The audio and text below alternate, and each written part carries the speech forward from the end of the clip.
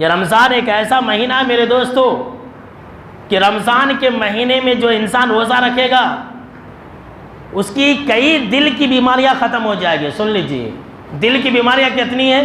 ایک حسد ہے، تکبر ہے، کینہ، کپٹ، بغض، عداوت، دشمنی، یہ جتنی بھی خرابیاں ہیں، بخیلی، حرص و لالچ، یہ جتنی بھی دل کی بیماریاں ہیں سب بیماریاں ختم کر دیتی ہے۔ یہ رمضان کا مہینہ ایسا مہینہ ہے، کتنا پاک و صاف کرنے والا مہینہ ہے، روحانی اور جسمانی طور پر پاک کرنے والا مہینہ رمضان کا مہینہ ہے۔ سن لیجئے، حضرت علی اور حضرت عبداللہ بن عباس رضی اللہ تعالیٰ عنہ دونوں بھی راوی حدیث سے کہتے ہیں کہ آپ صلی اللہ تعالیٰ علیہ وسلم نے فرمایا صوم و شہر الصبر، کہ رمضان کے مہینے کا روزہ رکھنا۔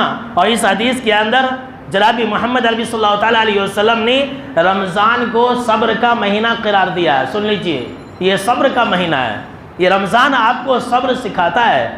ابھی دیکھ لیجئے، گرمی بھی ہے، آپ کو بھوک اور پیاس بھی لگ رہی ہوگی، لیکن آپ صبر کرتے، اس پر آپ کو بہتر بدلہ ملے گا۔